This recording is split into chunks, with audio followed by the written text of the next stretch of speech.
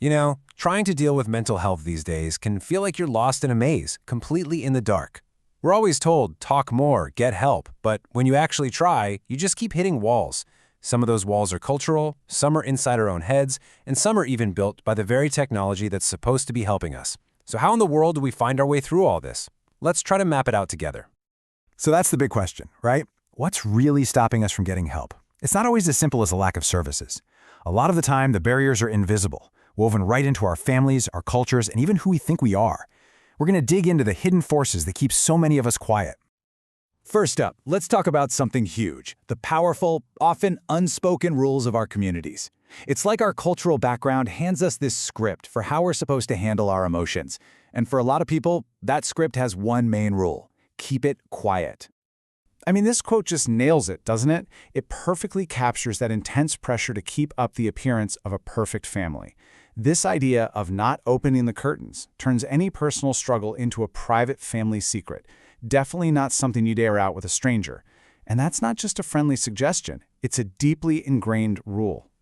So let's get specific about these hurdles. In a lot of collectivist cultures, like some of the South Asian communities that were studied, your problem isn't just your problem. It reflects on everyone. Then you add this generational gap, where older relatives literally don't have the words for things like anxiety or depression.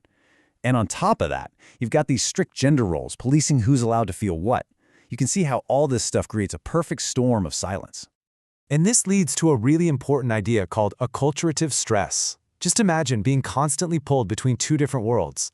That's the daily reality for so many immigrants and their kids. You're trying to honor your family's traditional values while also fitting into the more individualistic culture around you. That constant tug of war takes a huge psychological toll. Okay, but it's not just about pressure from the outside. A lot of the time, the biggest walls are the ones we build ourselves. This is especially true for people who really pride themselves on being capable, on being self-sufficient. Think about it. If you're a high achiever, your whole identity is probably wrapped up in being the person who has it all together. So asking for help, it can feel like a direct attack on who you are. You worry it'll make you look weak or incompetent or like a total failure. This isn't just about pride. It's a deep-seated fear of losing control and shattering that image you've worked so hard to create. And wow, this quote just cuts right to the heart of the problem. Perfectionism creates this totally impossible standard where needing any kind of help gets twisted into a critical flaw. It's this nasty little voice in your head that says, if you were good enough, you wouldn't be struggling. That kind of thinking makes reaching out feel not just hard, but fundamentally wrong. All right, so you've got all this pressure from your culture, all these walls you build yourself. It's really no wonder people are looking for a different way, right? And that's where technology comes in. AI-powered mental health tools have just exploded, promising us a way to get around all that stigma and get support on our own terms. But is it really the silver bullet we've been hoping for? I mean, you can totally see the appeal, right? AI offers things that traditional therapy often can't. Complete anonymity, zero judgment, and help right now. You can talk to a chatbot from your couch at any time and nobody has to know. If you're that person who's worried about opening the curtains or looking weak, this seems like a perfect private solution. And this right here, this is exactly what people are talking about. That 3 a.m. anxiety is so real, and having anything available on demand can feel like an absolute lifeline when you feel like there's no one else to turn to.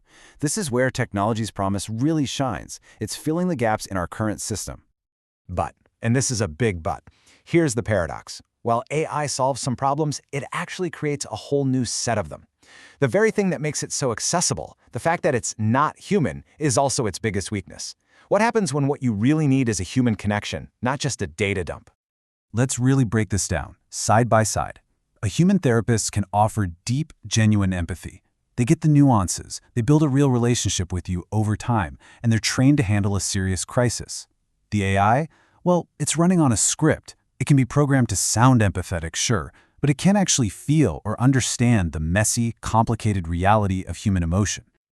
And this user's feedback? Man, it just says it all. They got information, sure, but they didn't feel heard. The AI couldn't grasp their experiential level, that crucial human feeling of being truly understood. That highlights the huge gap between a program response and a genuine connection. And the problems run even deeper than just a clunky conversation. Look at this data. The number one concern for users isn't even about whether the AI gives good advice. It's about ethics. And that makes total sense, right? We're talking about our most private, vulnerable thoughts. People are wondering, where's my data going? Who's looking at it? Could it be used against me later? This lack of trust is a massive barrier. Without transparency, it's impossible to feel safe. Okay, so if our culture puts up walls and technology is, well, complicated and maybe a little risky, where does that leave us? It brings us back to ourselves, to our own power. We can't always change the culture around us, but we can strengthen our own foundations. And one of the most powerful tools for doing that is simply learning to set boundaries. You know, for a lot of us, this is a huge mental shift. Especially if you're a high achiever who feels like you have to say yes to everything, or if you come from a culture where the group's needs always come first. We're often taught that saying no is selfish, but it's not.